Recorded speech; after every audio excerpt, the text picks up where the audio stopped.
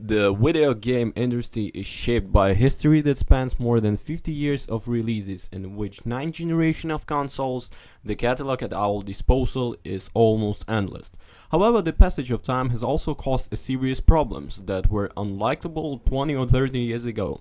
To enjoy a SNES game exactly as that was done in 90s, not only in the title question is required, but also the original hardware and compatible television. This is an investment that may can make.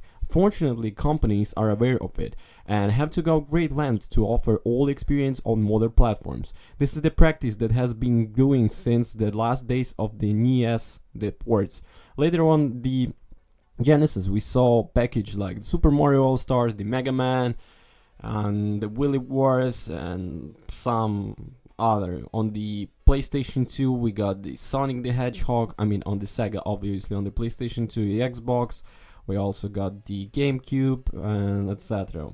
So while this was a task that was carried out by the same companies responsible for the game in the collection, there are now companies that are dedicated to this, mainly motivated by the presentation of the medium. This is where M2 and Digital Eclipse come into the picture. Nowadays, if someone wants to make a compilation of the classics, there are two or best options on the market. Not just the emulation we've been given in the packages, like the Disney Afternoon Collection, the Sega Age series, and the Mega Man Legacy, to name just a couple of examples, top notch. But the additional content also reveals enormous passion. They have a certain franchise among all great developers who have worked with these companies. One of the stands out that goes exactly from the Konami.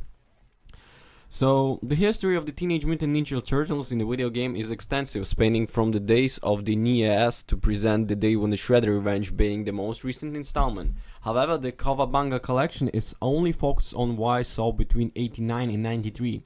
This means that the games like the infamous Teenage Mutant Ninja Turtle Mutants in Manhattan are not in this collection. Instead, we find Teenage Mutant Ninja Turtles from the arcade. Second, the arcade game from the NES, Teenage Mutant Ninja Fall of the Flute Clan game, TMNT Turtles in the Time the Arcade, TMNT 2 back from the servers the game, TMT, and many more others. As if it was not enough, the 11 games that belong to the NES, SNES, Game Boy, and even Genesis, also with their Japanese versions available in the collection. Although the differences are not many, we do find a couple of variations on the difficulty as well as in the art that is presented to us. The only case that stands out a lot is the Teenage Mutant Ninja Turtle Tournament Fighters, since we here find 3 versions of the title. While one might take the same thing, at least it relates to the SNES and Genesis, we didn't find a couple of variations, so in conclusion is more than justified. Likewise, the possibility of playing Teenage Mutant Ninja Turtles from arcade and Tournament Fighters was a rollback code. Overall, the Cowabunga Collection is a phenomenal package that manages to deliver the most recognizable Teenage Mutant Ninja Turtles games. Sure, just watching Teenage Mutant Ninja in time, both for play arcade version and the SNES version not normal difficulty, is more than enough to convince someone to buy this compilation. But the inclusion of fantastic titles like the Teenage Mutant Ninja Turtles Manhattan Project, the Hyperson Heist, and the Teenage Mutant 3 make this collection even more worthwhile for everyone instead learning about the history of the property. Along with this, not everything we see here beat them ups. Through the yes, most of the team beat 'em ups also causes like the Teenage Mutant Ninja Turtles from the NES, which is very classic platformer of the time, as well as Teenage Mutant Ninja Turtles Tournament Fighters, which is a game of fights. It's even 3 available versions. Considering the property has never stayed the gas generous, it's also not like the Cowabunga Collection is forgetting some necessary installment.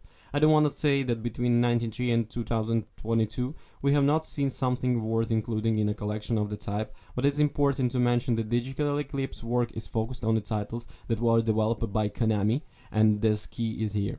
Although Konami is no longer one it was, we can guarantee and agree that the games in 1990s were good. At least 1 or 2 of these titles developed by the company can be found on multiple lists of being the arcade, SNES, Boy, and etc. etc.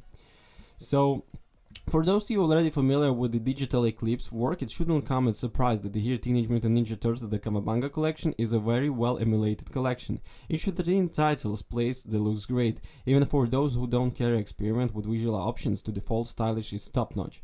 Fortunately, a couple of combinations are also offered. Those who want to enjoy this classic as close possible to what we originally saw in arcades and consoles. To get you started, each of the games includes 4 display options. The first one is the one that comes by default. It doesn't present any modification, it's just a clean version, that's it. The interesting things come on the other. On these is TV filter, which offers us horizontal lines that resemble that we saw with CTR television. Along with this we have the monitor mode, which also presents us with the lines, only with the time vertical mode was appearing.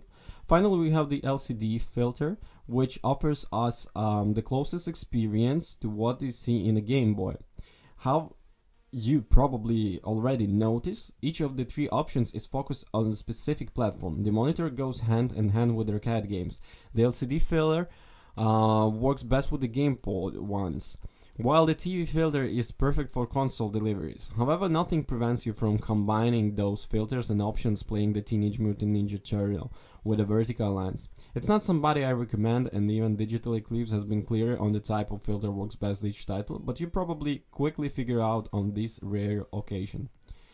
Well, all those 13 games have an upgrade menu, can be activated from the selection menu. Here we found options such as possibility of starting a certain level, infinite lives for arcade players, activating gold mode and advancing without someone touching you, unlocking the certain content immediately, and more.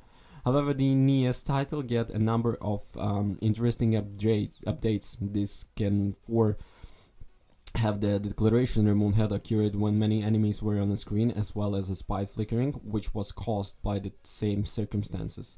This result is much faster and smoother experience, which is more than welcome. As always, there are just a few alternatives, and if you want to enjoy the installments, you are still living in the 80s. You can simply forget about this. Finding a no collection today would be compete without ability to go back in time and correct your mistakes, and ability to save your game. Well, but it's only once. So the sheer amount of digital content makes the collection extra special. All materials presented here shows that Digital Eclipse has a great passion for the preservation of the video games and make design documents, illustrations, box manuals, music, and much more available to public in a simple way. It's a section of information that will make us Teenage Mutant Ninja Turtles fans, as not so much appreciation that work Konami originally delivered to us. There is no doubt that Teenage Mutant Ninja Turtles, the Cowabunga Collection, is one of the best collections ever we've seen on this year type of package, and that's the completely success. Well, thank you for watching. Don't forget you guys to comment and subscribe. Bye bye.